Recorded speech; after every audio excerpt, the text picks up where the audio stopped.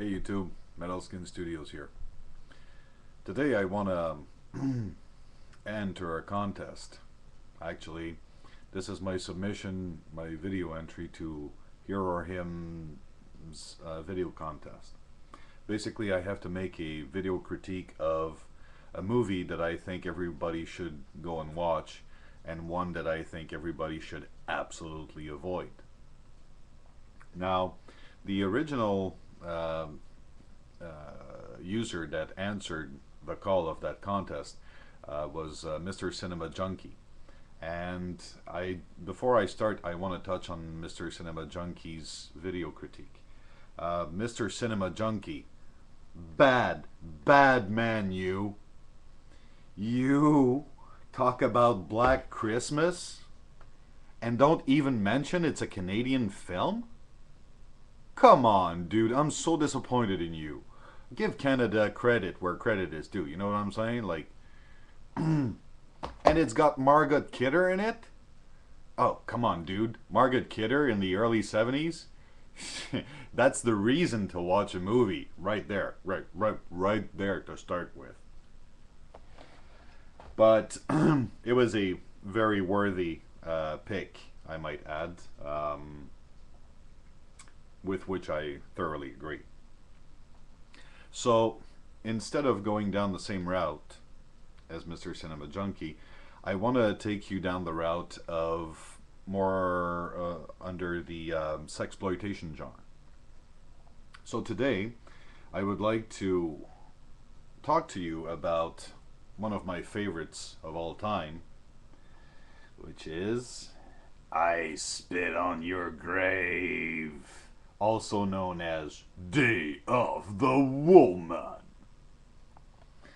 This is the 1978 classic by Myers Archie that I truly believe was the spark that initiated the rape and revenge genre that we've come to know today. This movie does so many fantastic things.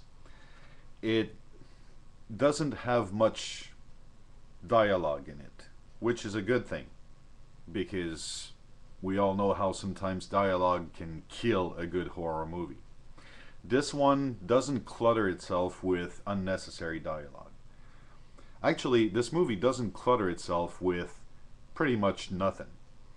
The soundtrack is almost non-existent. I would say the outlandish or too obvious special effects are not really existent in the movie. Everything is so simple, you know. It lulls you into this false sense of security of, you know, the initial shots of the country roads and the peaceful forests and lakes and so on that puts you in this state where everything that happens afterwards just grabs you from the inside and rips rips it out. I'm not going to go into the details of the movie itself because I wish that those of you who haven't seen the movie will actually go and watch it. But I will say this: it's got a wicked rape scene. Actually, it's got two wicked rape scenes. It's got some really twisted attitudes, both masculine and feminine. And it's got that cool vibe of 70s flick that were just so edgy, where directors were kind of encouraged to toe the line between what's acceptable and unacceptable. I would say if you are a spiteful bitch that hates men, you should watch this movie and partake in the pleasure of Camille Keaton, the actress in this movie, exerting her revenge on her aggressors.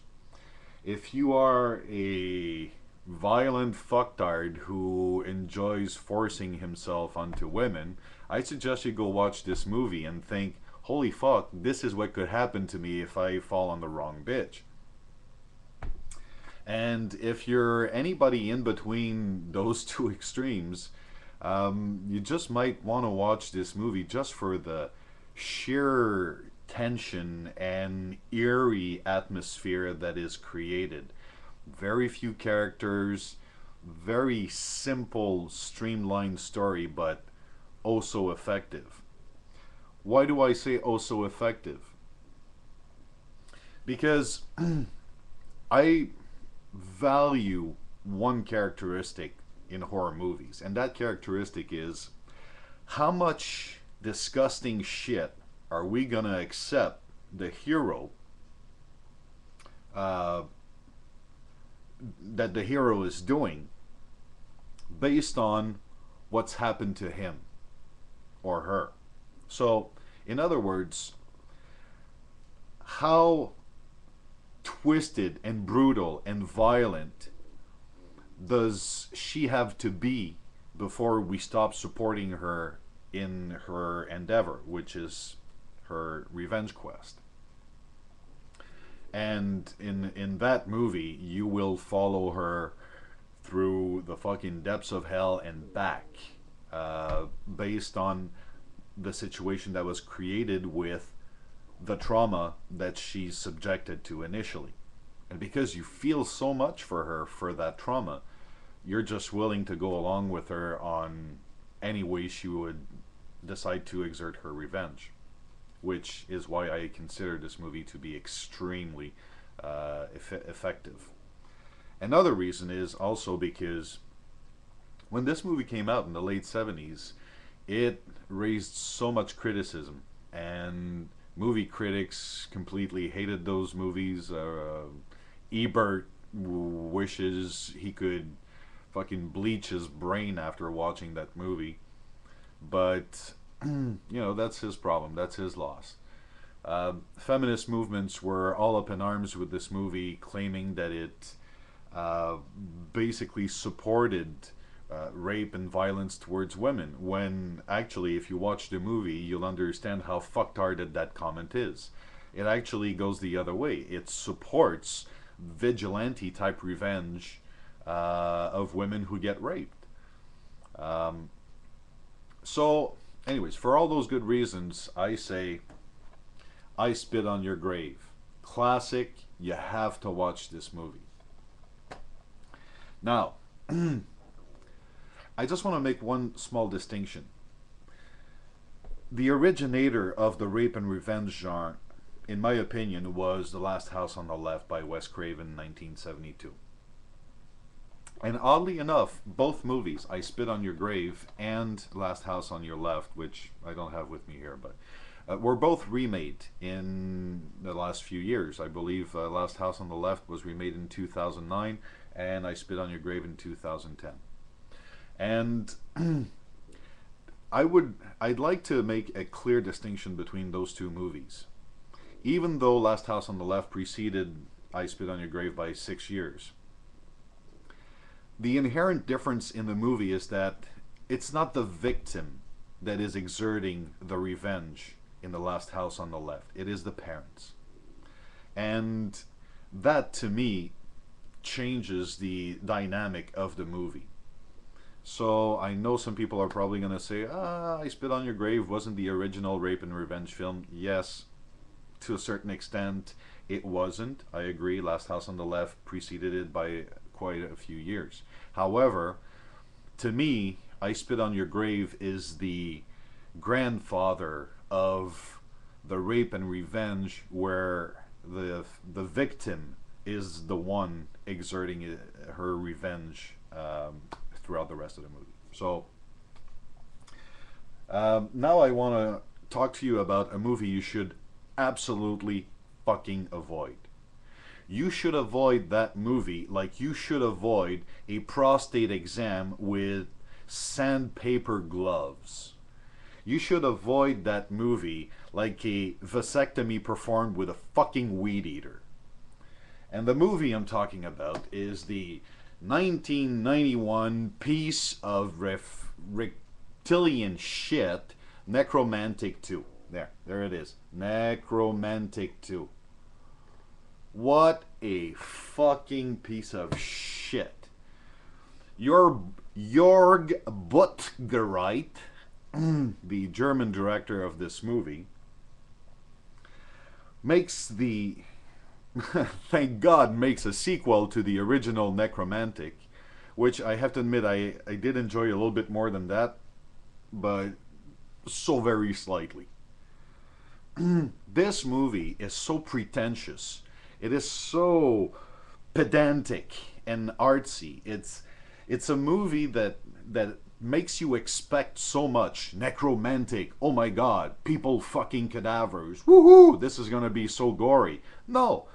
There's one fucking prosthetic mannequin throughout the entire fucking movie. And all you get is black and white artsy shots of some German chick constantly being undecided between her dead cadaver lover and her real life living lover. It's just so fucking fucktarded. It's I actually think that the director of this movie should fucking commit suicide, become the dead cadaver for the fucking Nekromantik 3 movie. There, I've said it. Fucking go kill yourself, become your fucking main actor for the 3rd installment of that piece of shit fucking series. The music sucks. The storylines, there is no fucking storyline. It just sucks. The actors don't even have a fucking last name credited.